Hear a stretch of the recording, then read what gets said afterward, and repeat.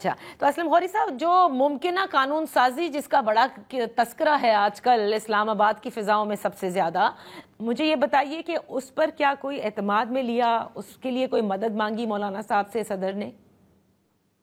नहीं, इस टाइप की कोई बात नहीं हुई, कोई सियासी बात नहीं हुई, कोई अच्छा। हुकूमती मदद की बात नहीं हुई, कोई ऐसी चीज नहीं हुई। बल्कि मैं थोड़ा सा आपको बता दूं कि इस सिलसिले में हमारी परसों पीटीआई से मीटिंग हुई थी ठीक। और हमने कौमी नेशनल असेंबली के अंदर प्लस सेनेट के अंदर दो दो रुकनी कमेटियां बना दी हैं। नेशनल असेंबली में मौलाना अब्दुल गफूर हैदरी हमारी तरफ से होंगे, बैरिस्टर गौहर साहब जो है वो पीटीआई की तरफ से होंगे इसी सिलसिले में, और इस तरह सेनेट में हमारी तरफ से कामरान मुर्तजा एडवोकेट साहब होंगे और उन तरफ से शिबली फराज साहब होंगे। तो हमने दो रुकनी कमेटियां बना दी हैं। एक तो ये कि आइंदा डे टू डे मैटर जो भी असेंबली और सेनेट में आएगा, ये दोनों हजरात बैठेंगे और उसमें मशवरा करेंगे।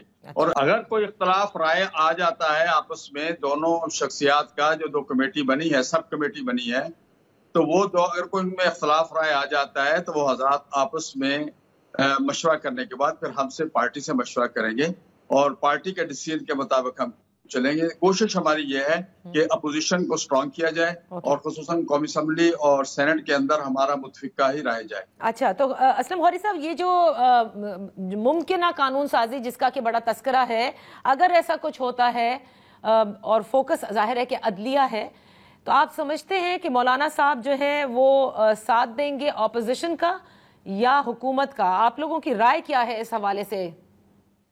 देखिए, ये तो देखा जाएगा कि उसमें है क्या, वो किस चीज की अमेंडमेंट है, किस लिए है, पर्पस क्या है, फिर उसके बाद हम उस पर कोई राय देंगे। हम कबल उस वक्त तो राय नहीं दे, हमें तो अभी तक तो समझ नहीं आ रही कि वो क्या करना चाह रहे हैं। कल अता तारड़ साहब ने कहा कि हम तो कोई चीज अमेंडमेंट नहीं ला रहे, तो अभी तक तो अबहाम है।